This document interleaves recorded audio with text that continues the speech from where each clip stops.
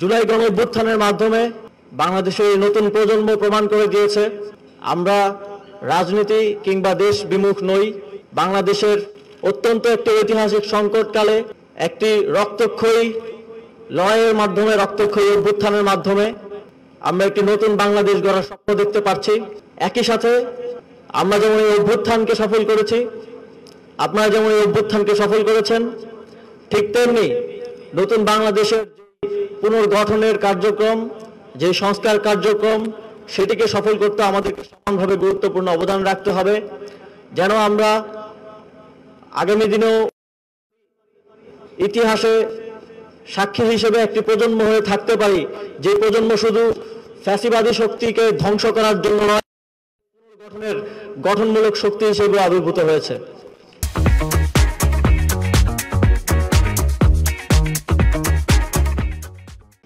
জুলাই যেমন আপনারা রাজপথে নেমে এসে বাংলাদেশের প্রতিটি নাগরিককে, যারা দীর্ঘদিন ফ্যাসিবাদের করাল গ্রাসে নির্যাতিত নিপীড়িত হয়ে আসছিলেন, তাদেরকে একটি নতুন স্বপ্ন এবং আশা জাগিয়েছেন।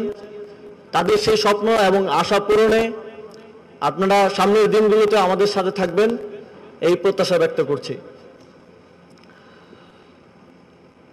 জুলাইয়ের জেগে ওঠা তারুণ্য যে হেরে যায়নি, তার একটি প্রমাণ হিসেবেই আমরা দেখতে পাচ্ছি সারা দেশে যুব ক্রীড়া মন্ত্রণালয় যেই তারুণ্যের উৎসবের আয়োজনের উদ্যোগ নিয়েছে, সেই উদ্যোগে সারা দেশের প্রত্যেকটি স্কুল, কলেজের শিক্ষার্থীরা, বিশ্ববিদ্যালয় এবং 64টি জেলা, 495টি উপজেলা, বিভিন্ন ক্রীড়া সংস্থা, বিভিন্ন স্পোর্টস ফেডারেশনগুলো যে তারুণ্যের উৎসব আয়োজন করছে, সারা দেশের যে একটা জাগরণ সৃষ্টি হয়েছে, তা প্রমাণ করে যে জুলাইয়ের যে তারুণ্যের শক্তি সেটি হারিয়ে যায়নি।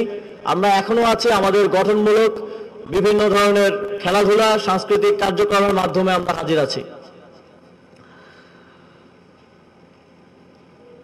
সর্বোপরি আপনাদের আজকের আয়োজন আমি দেখেছি, আপনাদের প্যারেড এবং তৎপরবর্তী আপনাদের যে তারুণ্যের মেলা আমি সেটিও অত্যন্ত মনোমুগ্ধকর, এবং আমি আশা করব আপনারা সামনের দিনগুলোতেও এভাবেই আপনাদের যেই ঐক্য সেটা দেখাবেন এবং সুন্দরভাবে আপনাদের ভবিষ্যৎ গড়ার জন্য এগিয়ে যাবেন। মনে রাখতে হবে যে একটি প্রজন্ম তিলে তিলে গড়ে ওঠে এবং এই প্রজন্ম নিজেদেরকে এখন পর্যন্ত একটি অভ্যুত্থান সফল করার মাধ্যমে প্রমাণ করেছে। সামনের দিনগুলোতেও যেন এই প্রজন্ম ব্যর্থ না হয়, সেই জন্য নিজেদেরকে প্রস্তুত করতে হবে এবং ভবিষ্যৎ বাংলাদেশ গড়ার প্রত্যেকটি ধাপে, দেশের প্রত্যেকটি সেক্টরে নিজেদের সাক্ষরতার ছাপ রাখতে হবে।